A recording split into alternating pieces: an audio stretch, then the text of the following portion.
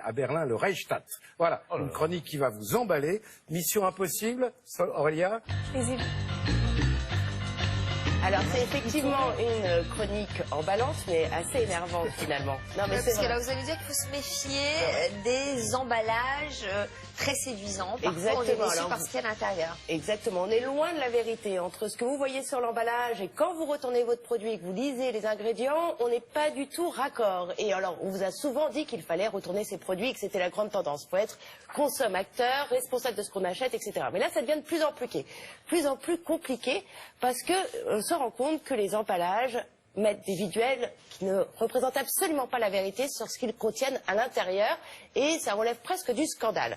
Et je suis allée voir une association de loi de 1901 qui se bat pour que nous, consommateurs, nous signions des pétitions contre ces industriels, cette industrie agroalimentaire, pour arrêter de nous prendre pour des, je vais le dire, des débiles.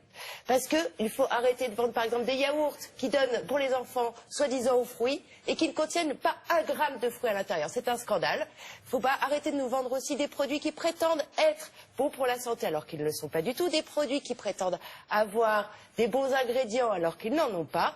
Enfin, tout ça est un scandale et je vous promets qu'après ce reportage, vous allez faire attention à ce que vous achetez et surtout peut-être signer des pétitions pour faire en sorte de faire bouger les choses. Regardez.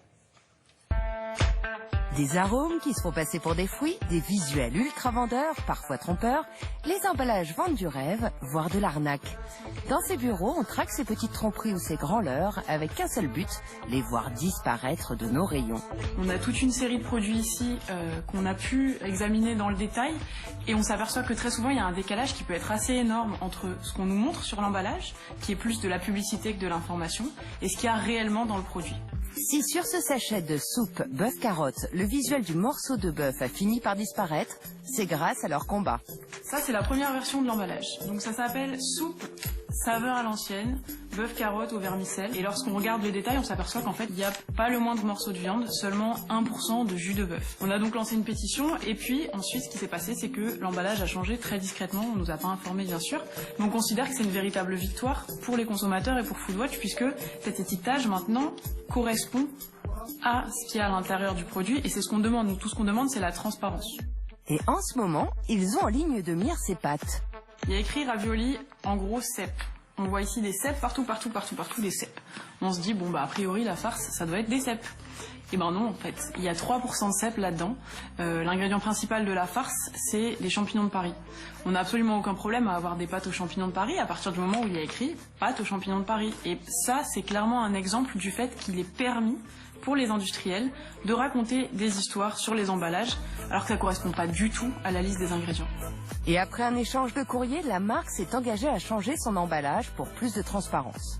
Parmi leurs combats, il y a aussi ces yaourts colorés pour enfants, dont l'emballage laisse croire à la présence de fruits, pourtant ils n'en contiennent aucune trace, même pas d'arôme. On met en évidence des pratiques telles que celles-là qui sont, à notre sens, des véritables arnaques. Et on dit aux industriels, attention, on vous a à l'œil, on vous surveille et on appelle les gens à se mobiliser, on appelle les gens à demander un changement d'étiquetage pour avoir un étiquetage honnête. Sur cette brique, la marque joue sur les jeux de mots pour vendre un soi-disant jus de fruits. Et ici, ça ne fait pas vraiment rigoler. Lorsqu'on a contacté la marque en lui demandant pourquoi il y a cette petite mention humoristique, mais qui mentionne quand même jus alors que ce n'est pas un jus, c'est un nectar. Voilà ce que la marque a répondu. Sur notre phrase humoristique, pour tenir compte de votre remarque, nous allons la changer pour lever toute ambiguïté qu'elle pourrait introduire. C'est bien d'avoir de l'humour dans la vie, mais quand ça concerne notre alimentation, c'est tout de suite beaucoup moins drôle.